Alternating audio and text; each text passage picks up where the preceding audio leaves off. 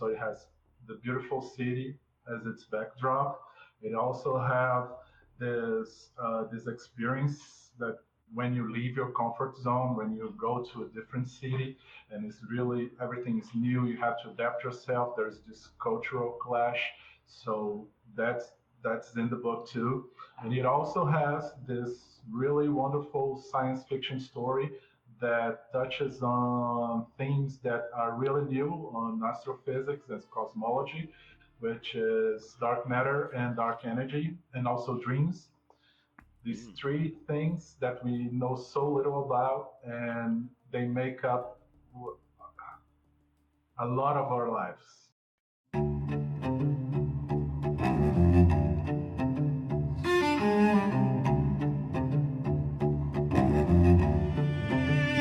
Fitz of Writing.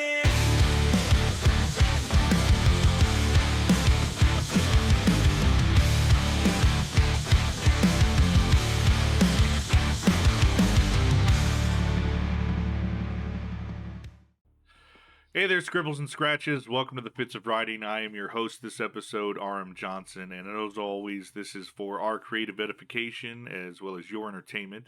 If you guys like what we do on the show, you like the guests we have, make sure to like, comment, and subscribe on all of our platforms. Go to our guest stuff, do the same for them.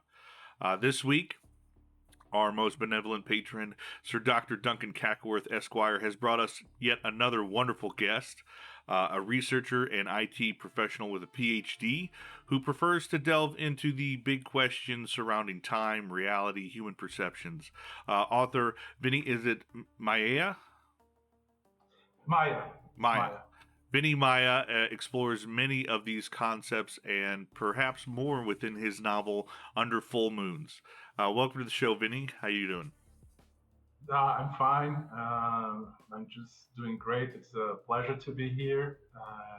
Hearing you talk about me, it's really weird. I'm not used to that, but I'm really thankful for your words. Well, hopefully you don't blush too hard.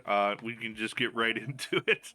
Oh yeah, yeah. I think I'm already red, but this is the sun here on the southern hemisphere. Yeah, we'll adjust the coloring in post so you don't look like you're Okay. embarrassing yourself so much. So one big question we like to ask all of our guests is where their story began.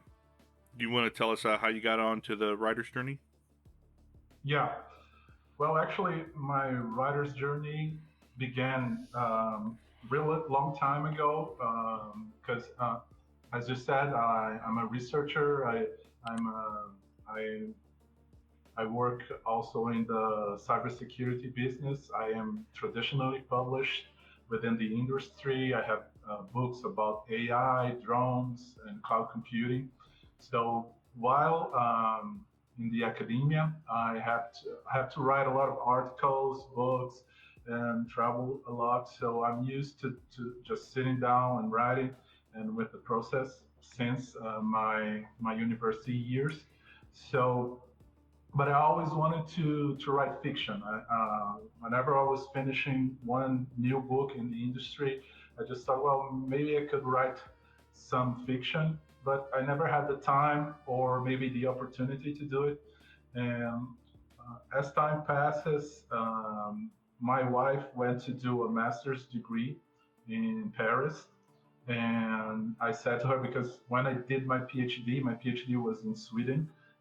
She was very supportive, and she went with me, and she gave me all the help I needed. And when was her time to do her master's, it was 2 years in Paris. I said, "Don't worry about it. I'll take care of the house." Now we had kids, of course, so things were a little bit more logistic wise intense. So, but I said, "No, it's just let me take care of the kids and take care of the house. Go focus on your masters." And so I did. So when few months prior to going to Paris, I thought to myself, well, I'm gonna have all this extra time taking care of the kids in Paris, so I'm gonna have a lot of extra time. So I'm gonna write a book. Finally, I'm gonna write this book. So I'm gonna write it as a journal, like for when the kids grow up, they can read the journal and see what happened in Paris. And I just got that idea in my mind. So it's gonna be a walk in the park. I'm gonna write about the beautiful things in Paris and just have a lot of extra time. But when I got there, reality struck, and I saw that I was really, really much more intense than I predicted, and I really didn't have any extra time at all during these 2 years. So I kind of started writing a journal, but I didn't have much time. So I got like 1 week I would write 1 page, and 3 weeks later I would write. So when we got back to Brazil, like 2 years later, I had like 30 pages written, and then I was thinking about it, and well, maybe, and also going back, I was also always passionate about astrophysics and science fiction. So when I got back to Brazil and I look at the pages I had written, and now I had this real extra time because I was just working, and compared to taking care of the kids and taking care of the house, is not that much. And so I decided to write as a new book using our experience in Paris, but with a science fiction story intertwined with it. So the book is autofiction. So it tells the story of myself and my family in Paris, but there is also a science fiction story uh, mixed together. So the book critics said that was a really original thing because there is a science fiction story separate and mixed with our life in Paris. So this is the story how this book came to life, Yeah, more or less like. yeah. I would say when I was reading your submission, I definitely picked up on that like you kind of used your experience moving to Paris as like kind of a backdrop to what you planned on doing for a science fiction. I guess we'll call it science fiction, right? Yeah, a science fiction Yeah, novel. I am curious. I do want to backtrack just a little bit there. So you were published for nonfiction stuff, I imagine, like educational yeah, material yeah, and things like that. yeah. In the academia and in the industry, with I have a book on cloud computing that went to become an Amazon bestseller a long time ago. When I was doing my PhD and cloud computing was starting, and then more recently a book on drones and AI in agriculture. So And then, this is on my side of the life that's related to cybersecurity and IT. and so how difficult did you find that journey of going from like a nonfiction base to a completely fictional story? Well, I don't know how much, Yeah, 50-50, I guess. yeah, yeah. Well, the style is totally different because when writing in the IT business, you are like you have to be really precise with words and describing concrete scenarios and like using scientific methods. So it's really a different thing. And writing science fiction or write any fiction at all, I would much more. It's much more like an art form for me. But one thing that I use in both, and that's very and I was lucky to have started in academia and then went into fiction is discipline, because for me what works is I will sit down and write that much that I have planned for today, and I would do this with IT, and then I started doing with science fiction too. So the discipline, but it's totally different the way you approach it. It's when I'm writing fiction, it's more like an art form. It flows differently. The words connect differently. You don't have to use the same logic when you present an argument, discuss their argument, and you reach a conclusion. It's a little bit different. So whenever I'm writing articles, the structure is a little different. So I know what I'm going to write in the first, in the introduction, and then the arguments, and then concluding everything. It's just a more let's say rigid structure. All right. And so, like, you've how long would you say like you've had this interest in astrophysics, and like how much of that interest is kind of Oh applied to yeah, the no, story? that's right from a kid, and I would just From birth. study. Yeah, yeah. I just really loved, the planets, stars, and then I also have an engineering background, so I had to study physics and math and all these things. I would just like get some books on astrophysics, and I've seen the the things evolve. Some things that would interest me as a kid, like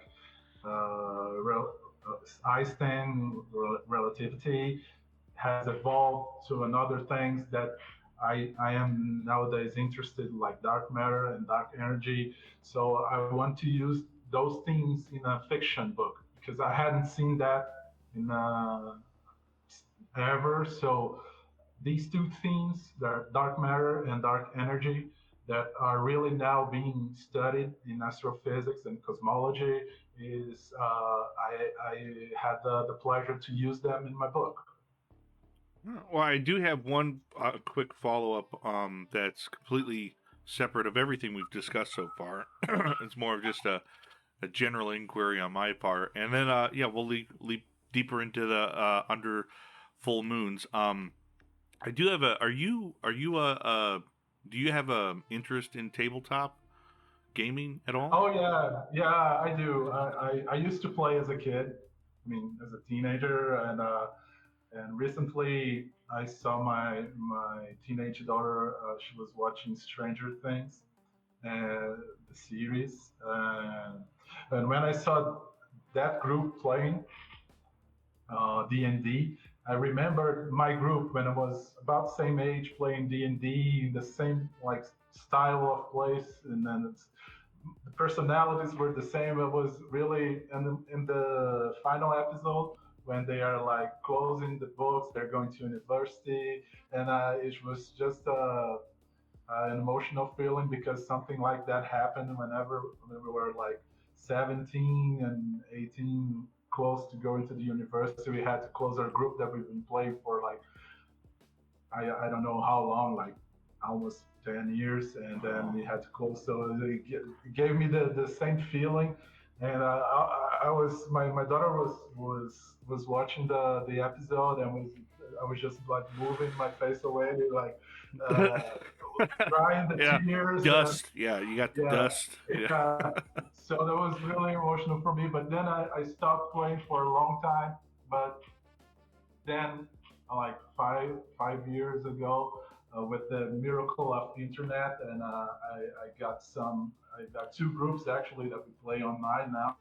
And I never imagined that I would come back to play RPG after all these years. And Yeah, I figured. So, like, yeah. for those that don't know or haven't checked it out, which you should, we asked Vinny if he'd participate in a Telltale, and he did.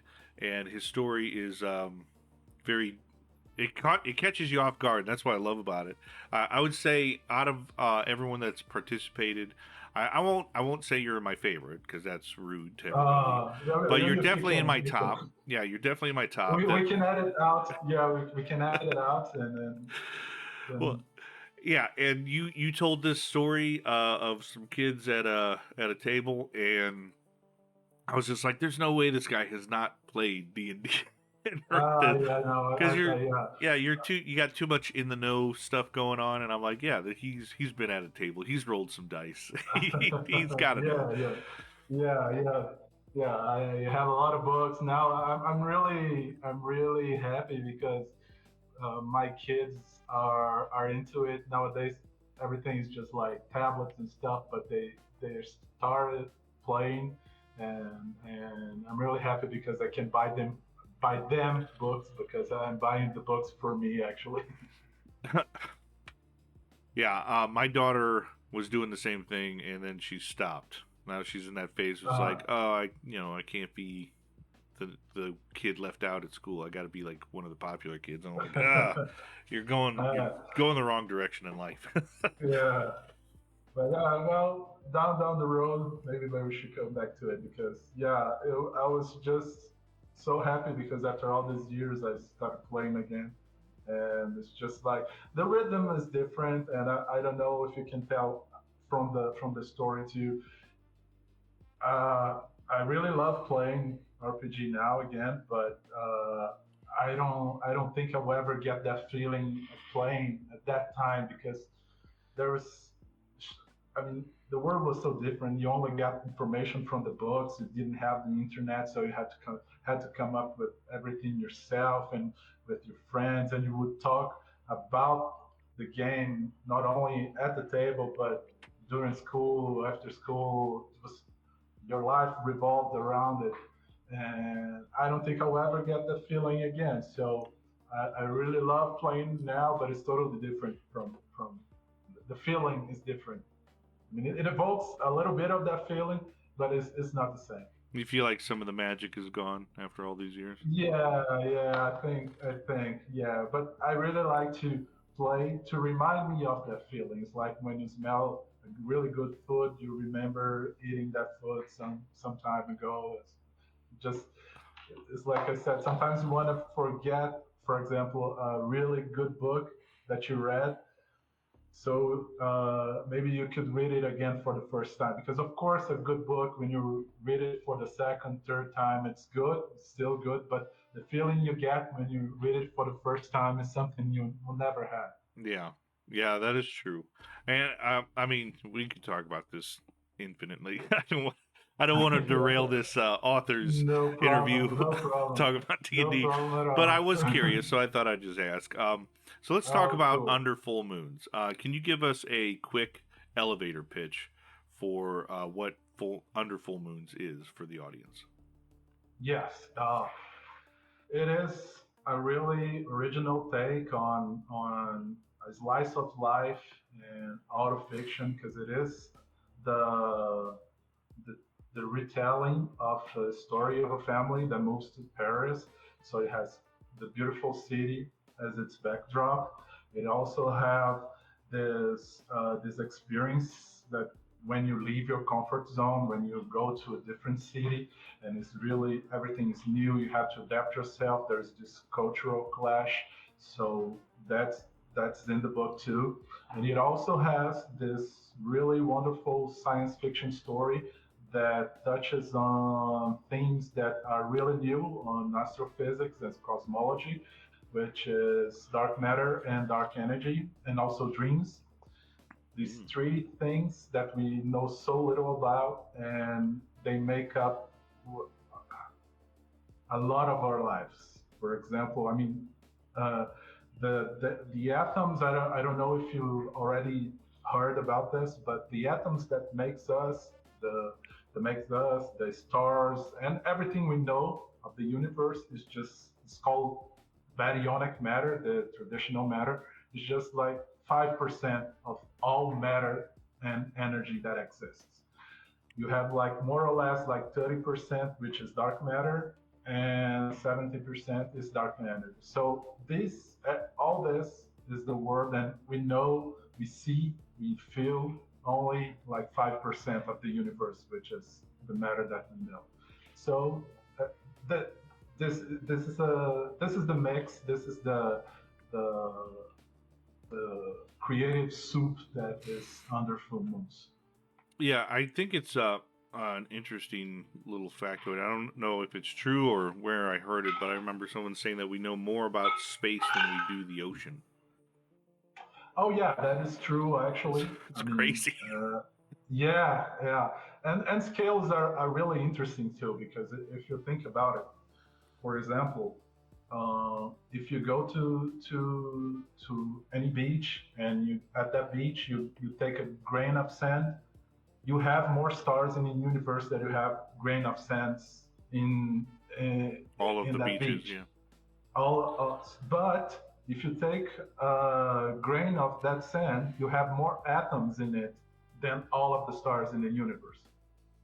Oh wow, So scales are very, very interesting because when you look that's inside and you crazy. look outside, you're pretty small whatsoever. Yeah. That is, yeah, I've never heard that before. That is a crazy little statistic. Um, wow. All right, let's try not to blow my mind too much.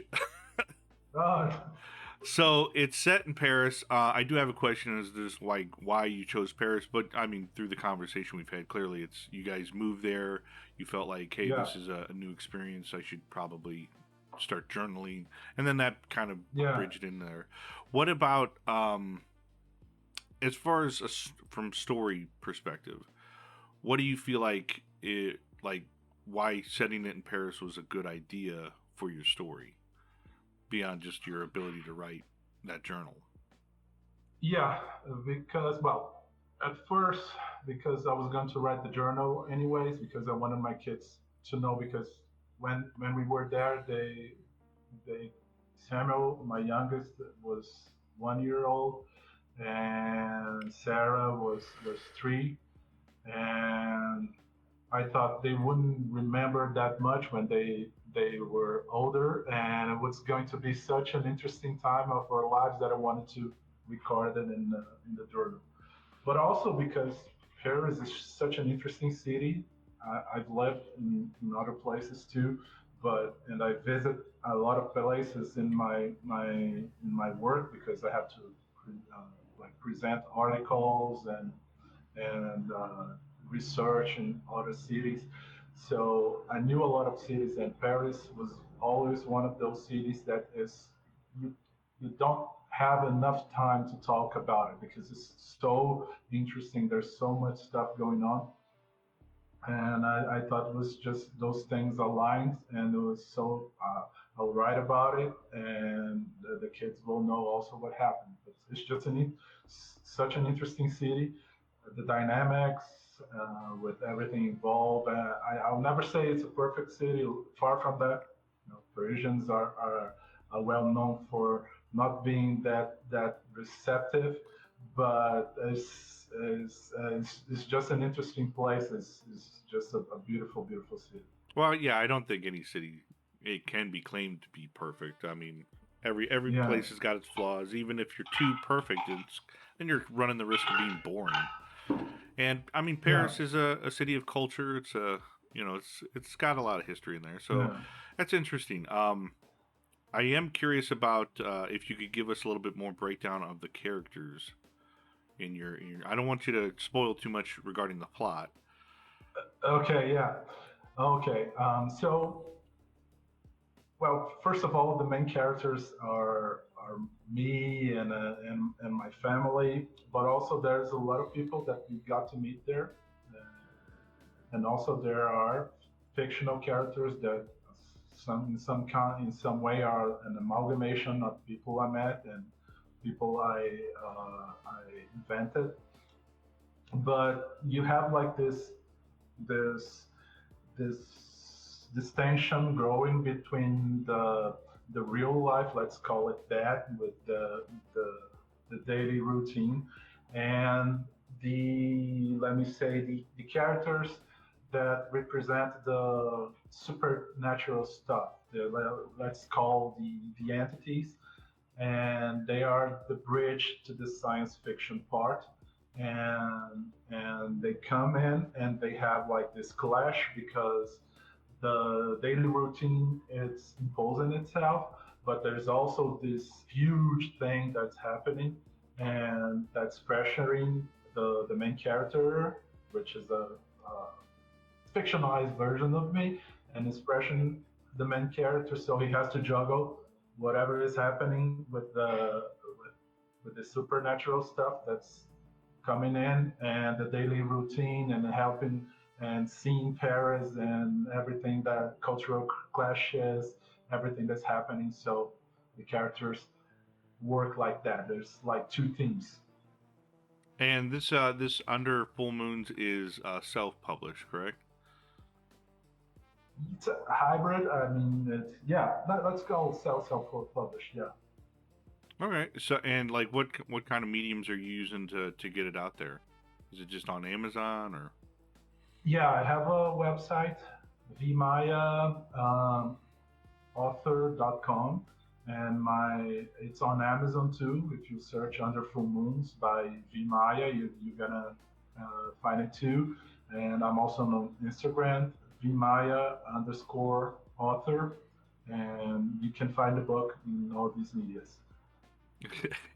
I will say I want to. Did you create your own cover art or did you hire someone? No, that was the publisher. It was part of the publisher deal, and they did it. But of course, they asked for like reference images, so I took part in the creative process too. So I wanted something that would evoke Paris and full moons, because full moons is a key to understanding some parts of the stories. It's only mentioned in the title, but it's a key to understand. I'm going to give a hint to to the people that are reading the book.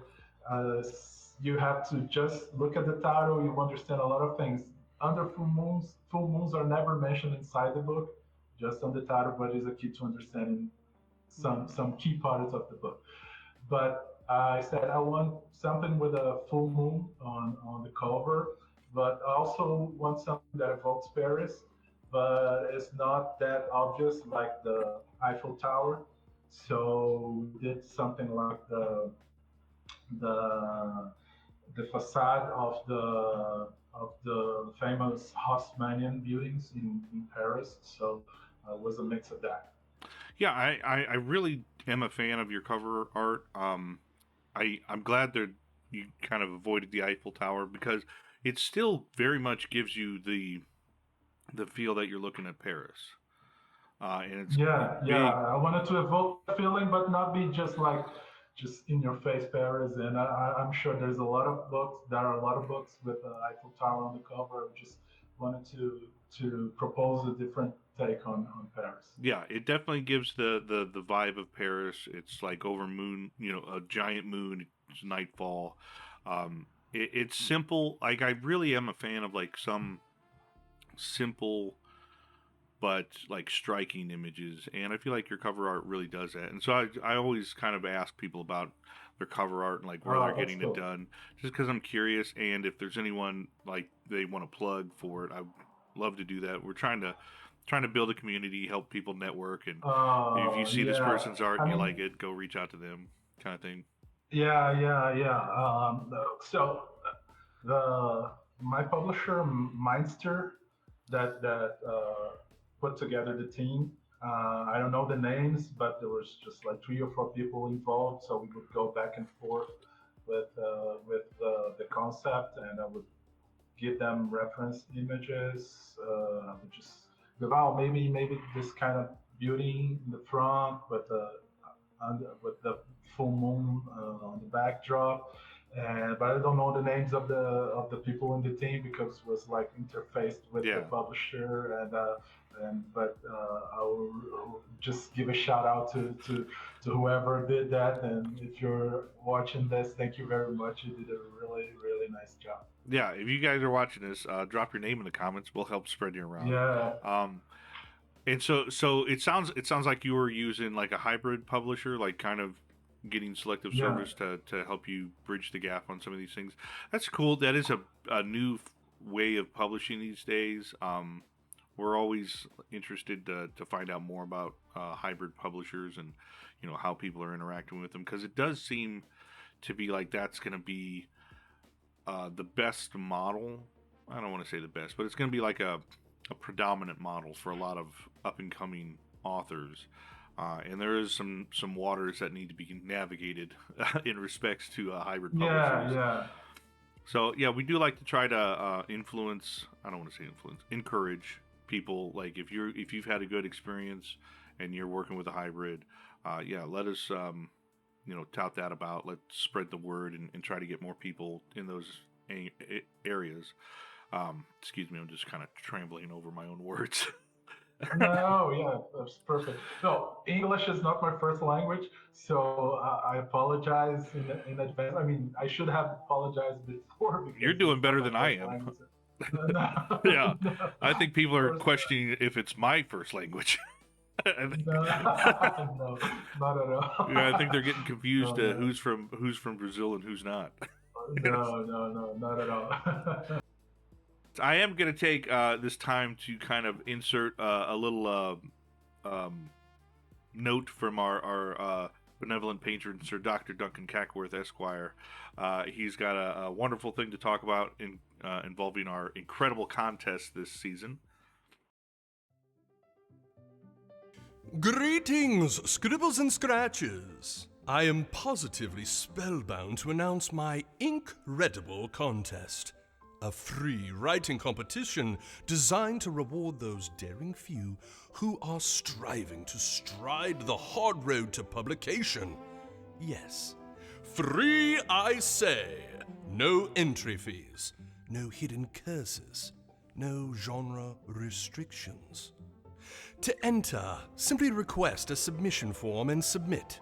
And the winner, oh, the glorious winner shall receive top-tier professional grade line, proof, and copy editing from a best-selling editor, completely free. Up to 30,000 words or half the book, whichever comes first. A guaranteed interview and additional promotion from the Fitz of Writing upon publication. So, scribbles and scratches, request the form. Submit with confidence. This has been Sir Dr. Duncan Cackworth, Esquire, reminding you that ink, when properly wielded, can create the most incredible of things. Strike the like, and semper scribe. I do just want to remind everyone the incredible contest is reserved for anyone that has something that has at least 2 rounds of edits in it.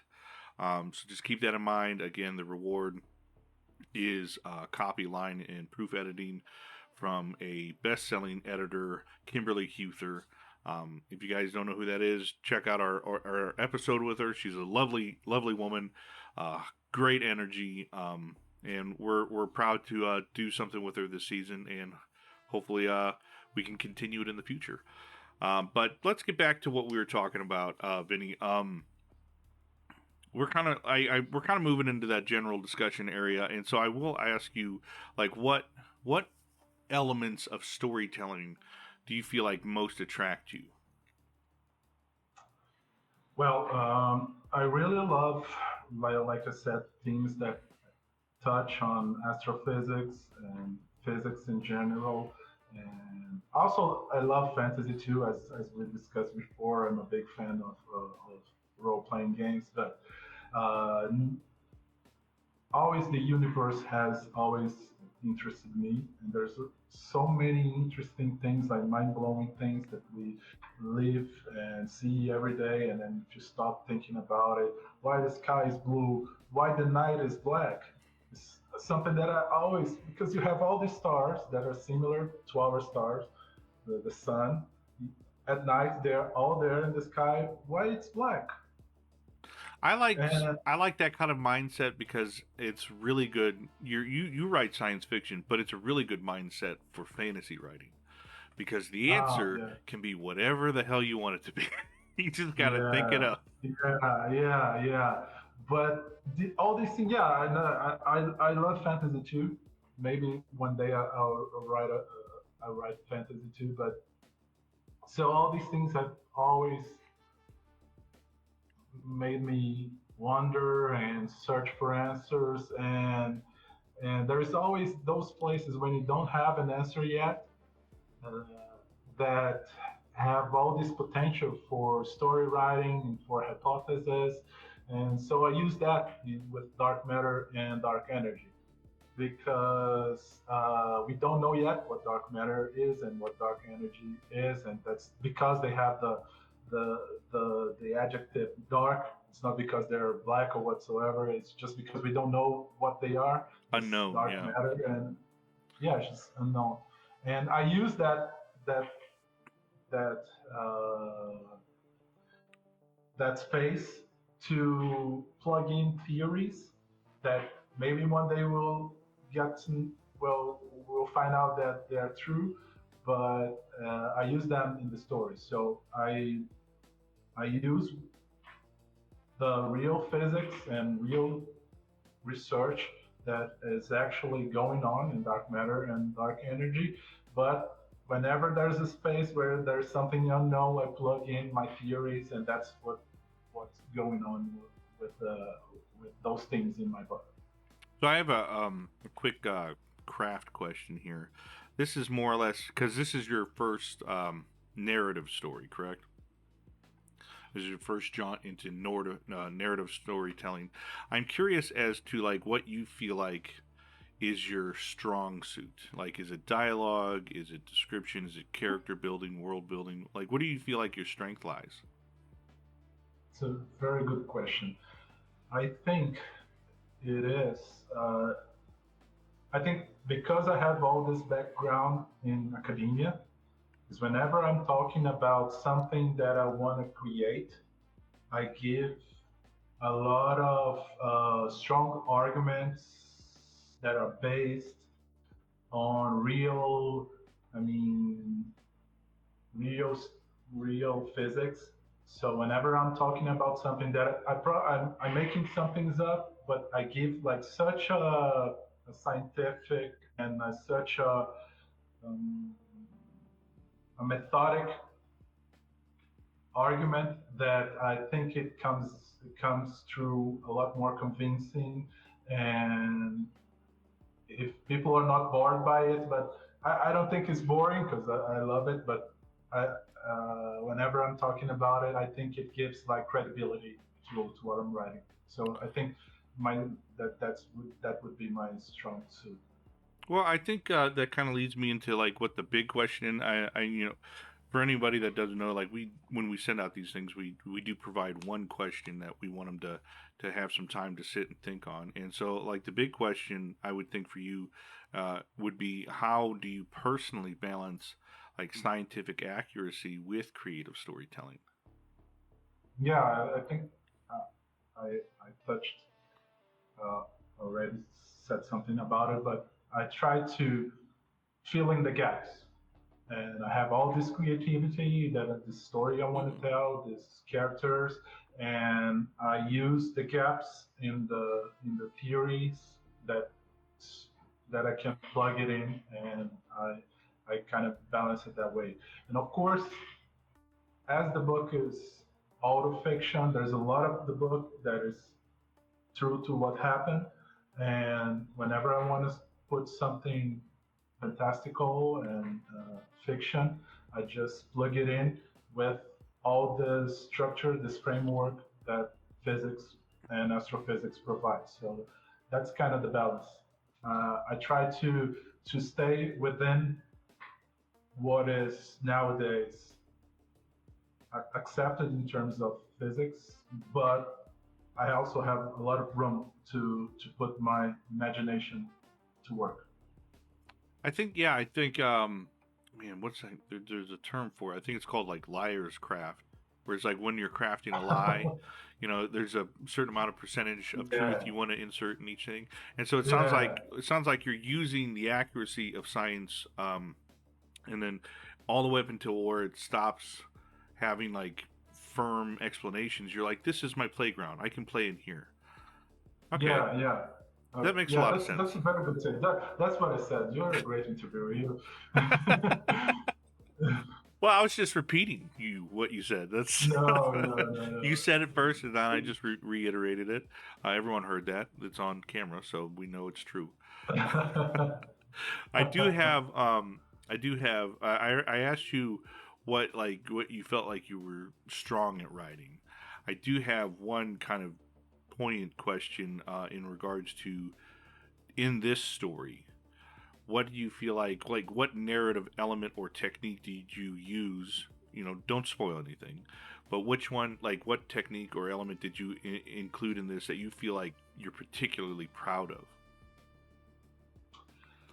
Yeah, there's one real thing that because the book also has time travel, and So the journal, you have like the dates and the stuff that that is described in that day.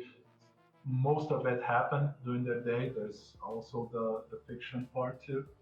But one particular thing that I'm really proud is that I don't know if many people will notice, but the epilogue, the last chapter, the date predates the the the second last chapter. So the epilogue happened before the last chapters, and these things like tied together very well. I was really proud of that, and I went, wow, this is a perfect way to end the book because there's the end and there's the epilogue, and the date. I don't know if many people will notice, but is one day before the last chapter before the epilogue. Hmm. Well, I mean, for people to get it, at least they have to finish the book. Yeah, It's yeah. better than being like in the first chapter, and they're like, "Well, that was the best part. I can close the book now." They have No, to. no, no, They no. got to Save the conclude the best for story to get last. the best part. That's good. That's awesome. Well, I'm always interested to see like what authors like what they're particularly proud of in their latest thing. I do have a big. This is you're not prepared for this question, but it's a truth time question, which Okay. means you have to tell the truth. I don't care how like crazy it is or anything like that. You got to tell the truth. And the question is, what do you hate the most about modern fiction today? Like what people are writing today. It can be Yeah, anything. yeah. No, I know exactly what to say, but yeah, I think what I don't like nowadays is that it's the standardized method of writing like trilogies or series that they wanted.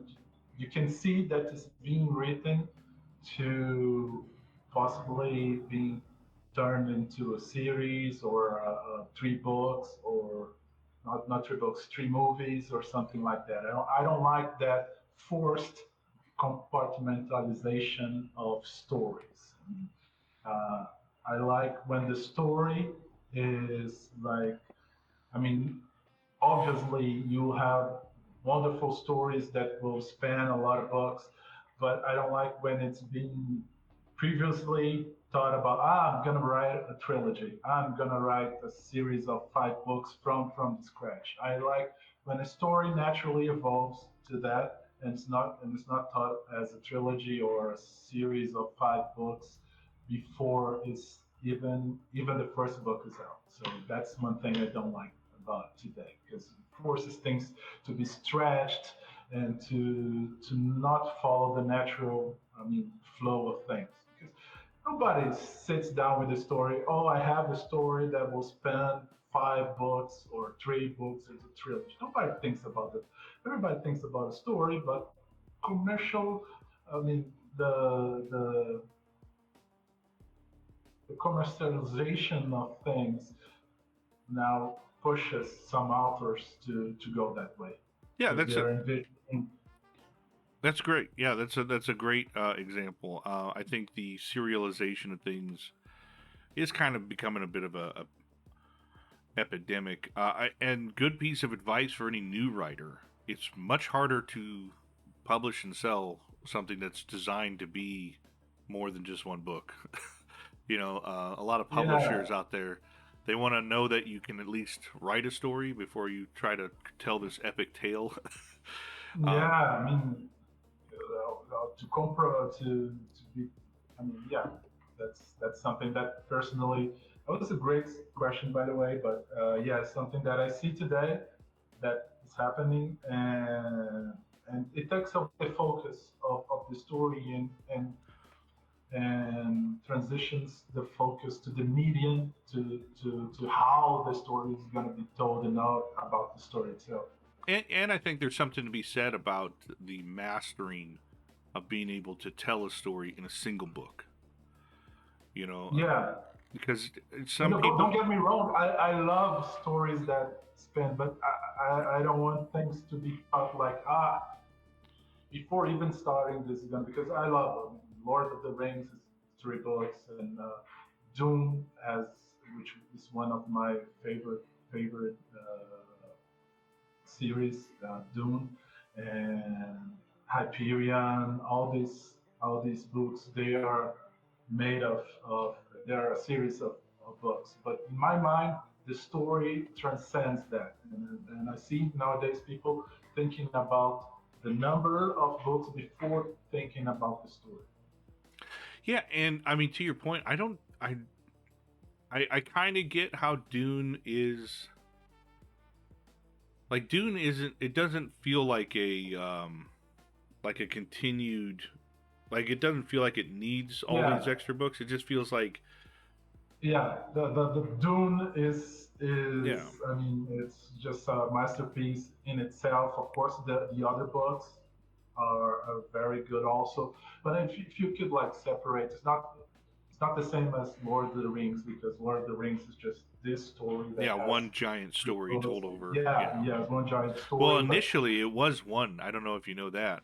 It was one book. I didn't. No, Yeah. I didn't. Oh, was it one book? Yeah, he wrote it as one, and he basically Uh, came to the publishers with this tome, and they're like, "We're not printing that.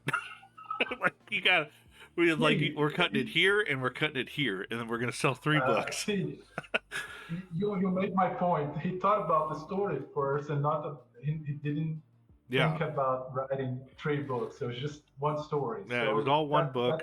And, actually makes my point too. yep, and I think that's something that people, like I was saying, like there's a mastery to being able to know when to end your story and to be able to succinctly tell it in X amount of pages. Um, and, I mean, we're in a day and age where like these big tomes are being, they're sellable. People will buy them. Brandon Sanderson, I Yeah, think, has proven that more than 100 times. But it's yeah. like, I think for a first-time author nowadays, it's very difficult to publish a big book, it is, traditionally it is. published, because with the attention span always um, becoming really, really small, and people are now much more inclined to read shorter and shorter books.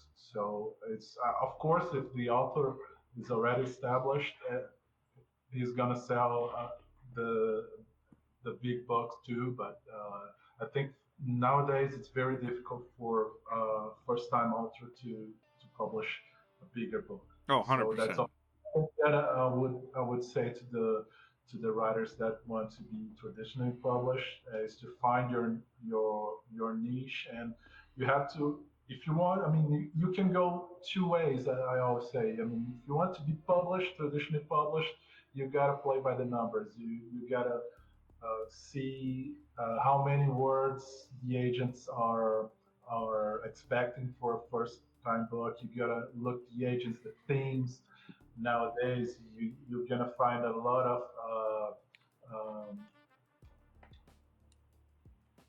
a lot of predisposition to tell stories that have a female lead. All these things that nowadays are being much more in vogue. So if you want to be traditionally published, maybe you have to play the numbers game. Or if you care about telling your story, just tell the story you want to tell. And of course, you're gonna have a smaller probability of being picked by a